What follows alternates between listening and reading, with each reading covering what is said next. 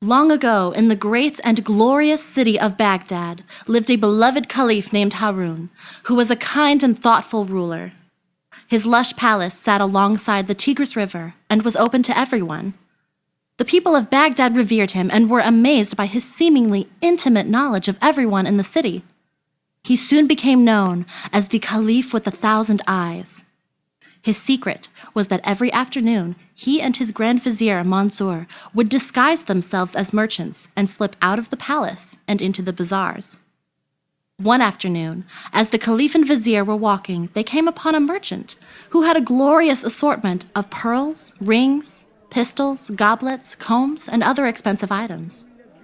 As they stood amazed at the goods, a simple snuff box that was at odds with all the other beautiful items caught the Caliph's eye. When the merchant saw this, he quickly removed it from view. Why have you taken the snuff box away? I can see you are a man of fine taste, and you should not waste your time with such simple items. May I see it? The merchant obeyed and showed the Caliph the snuff box. When he opened it, he saw a fine powder and a small scroll written in a strange language. What is this? I received these things from a merchant I met in my travels. I do not know what they are.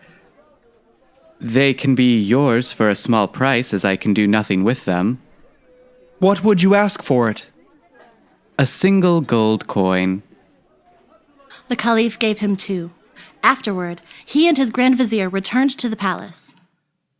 Mansour, do you know anyone who might be able to read this?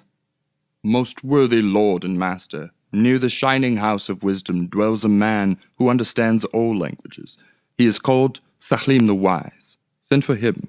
Perhaps he may be able to interpret the writing. Harun asked his servant to bring him Salim the Wise. Later that afternoon, the scholar entered and bowed before the men. They say you are very learned.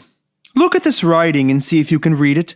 If you can, you shall have a rich new garment. It will be done, my lord. Harun handed the parchment to the scholar, and he took some time examining it. Well? This is Latin, my lord. Latin. Can you read it? Yes, my lord. Say what it means. Whoever snuffs the powder contained in this box will be transformed into storks and will be able to understand the language of animals. Should he wish to return to his human form, he must say the word mutabor, and he will at once return to his previous shape. But beware, when he is transformed, he must not laugh. Otherwise, the magic word will disappear completely from his memory, and he will remain a beast. Did you hear, Mansour? This is incredible. Salim, you will not speak of this to anyone. Of course not, my lord. And you shall have your garment. You are dismissed. I call that a good purchase, Mansour. Let us go snuff a little out of the box now, and as storks we will have a better vantage to watch the people of Baghdad than we would ever have as merchants. I cannot wait, my lord. They slipped outside the palace and snuffed the powder. A flurry of wings, beaks, and feathers suddenly enveloped the 2 men, and in the place of the Caliph and Vizier stood 2 beautiful storks. Mansour, my friend, you have a beautiful beak. I have never seen anything like it in my life. Thank you. Might I say that your highness looks even more handsome as a stork than as a caliph? But we have not come to talk about how beautiful we are as beasts. Let us fly over Baghdad and see it from above. The 2 storks flew high above the city, amazed at how beautiful it looked from the sky. For the entire afternoon, they glided over gardens, orchards, and crop fields. They washed themselves in the Tigris River, and in the late afternoon they enjoyed the bustling bazaars, watching the people buying, selling, working, stealing, and playing. After, they longed to hear the language of the beasts, so they sought out as many animals as they could and soon came upon 2 storks on a roof. They stood within earshot of the majestic birds. Good afternoon, Lady Longlegs. Oh, good afternoon, my dear Clatterbee. Might I share lunch with you? I would love nothing more. Wonderful. I caught some frogs from the Tigris for us. Oh, you are too kind. Please know that I enjoy your company, but our lunch must be short today.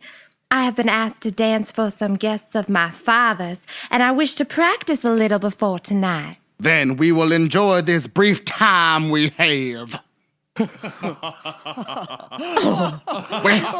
Clatterbeak and Lady Longlegs were offended by the sudden laughter and took off for a more secluded rooftop, while Haroun and Mansour laughed for the rest of the afternoon about what they had heard. When the evening began to fall, they returned to the Caliph's private quarters to turn back into men. Mansour, Baghdad is breathtaking, and a stork knows more about this city than even I do. It is true, my dear Haroun. But I think it is time to become men once more. Moo.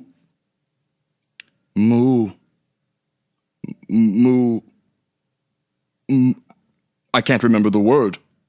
Moo. Neither can I. Moo. Moo. What do we do? Are we to remain storks? Why can't we remember the word, Mansour? We laughed at the storks on the roof. Salim said that if we laughed, we would be forced to remain in this form. No. It would be terrible if we must remain storks. They tried again to remember the word, but it was gone. After a moment's panic, they decided to go back to the city and try to find Salim, but they could not find him. Over the next few days, they watched as soldiers, courtiers, and servants rushed about trying to find them, but no one thought to look just above them at the storks. In the weeks after, the city mourned the loss of their beloved Caliph, and soon after, Haroun's brother, Omar, rose to take his place. Of course. Caliph? Do you understand, Grand Vizier, why we are enchanted? No. My brother Omar has long desired my throne. All of this has been an elaborate trap to usurp my city. We can do nothing then. Let us fly far from here. In solitude we may find the strength to bear our fate. The two left the city and followed the Tigris until they came upon a ruined palace. There they decided it was best to rest until morning, but in the night they began to hear a faint noise. My lord, if it were not folly in a Grand Vizier, and still more in a stork, to be afraid of spirits, I would be quite frightened. Something near us has sighed and groaned. Yes, I heard it too. Please, do not go. The Caliph pushed past his friend and moved down the dark passageway toward the sound. He soon arrived at a door which was partly open, and through which he heard the saddest sound his ears could bear. In the ruined chamber, which was dimly lit by a small grated window, he saw a night owl upon the floor. She was lost to despair, but upon seeing them gave a scream of joy. Please, do not go. You are a sign of my rescue. I was told that by a stork I shall attain great happiness. Night Owl, from your words I think we are companions in suffering, but the hope that you will be rescued by us is in vain. I am the Caliph of Baghdad, but my friend, the Grand Vizier, and I have been transformed into storks and have no way of returning to our original forms. How did you come to be in this form? We cannot say for certain, but I believe that my jealous brother is behind it. He has always desired my throne. I see. I am as unhappy as you. My name is Lusa, and my father is the king of India. I was transformed by a terrible magician named Kachner. He came to my father one day desiring me for a wife. My father refused and had him pushed down the stairs. Kachner then came to me as a servant when I was walking through my garden and changed me into this frightful shape. He brought me here and told me, "Here you will remain until your death, or until someone with free will shall desire you for his wife, even in this horrible form." There must be some way we can help each other. Oh, my lord, I think this as well. You see, when I was a very little girl, I was told a stork would one day bring me great happiness, and I know how we can be rescued. How? The magician who has made me miserable uses this place as his lair. Not far from this chamber is a hall where he often feasts with his terrible companions. I listened to their stories, and some time ago I overheard him speaking with a man about the Caliph of Baghdad. Perhaps that man is your brother, and perhaps you may find a way to return yourself back to your old form. Dearest princess, tell me, when does he come and where is this hall? Do not think me ungracious, but your wish can only be granted upon one condition. Speak out!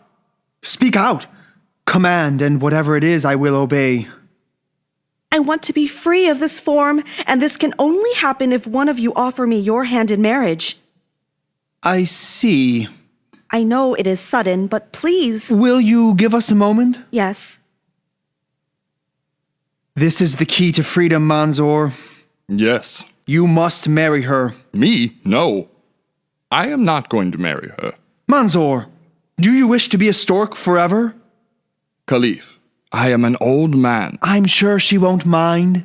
It is not possible. You, lord and master, are unwed, young, and handsome. A fit for the princess of India. If she speaks the truth. No matter if she speaks true or not, it is the right thing to do. If she is able to free us from this form, then no matter who she is worthy to be a Khalifa. And so they went back to the patient owl. Yes? I will marry you. Truly? Yes. Thank you. It is this way. The owl led the storks in silence toward a hall. Be still and quiet. From the opening where they perched, they had a good view of the hall. In the middle stood a large table covered with rich food and wine. Around the table sat a group of men, including Kachnor, who the men recognized at once as the merchant who sold them the snuff, and the Caliph's brother, Omar. I have to thank you, my friend, for getting rid of Haroun. It is my great pleasure, my new lord of Baghdad. Tell me, how do you fare in your new city? They long for my brother, but they will learn to fear me and obey. Here is your reward. He handed the magician a bag of gold. How did you get rid of him? Exploiting your brother was a simple task, if truth be told. I disguised myself as a peddler and sold him a box of enchanted snuff. Within it, I placed a scroll written in Latin. Why? To make it more mysterious. I knew they would seek out Selim the Wise, and once he had translated it for them, I had my men bring him to me. And where is this Selim now? I killed him. Good. There is no chance my brother will return? No.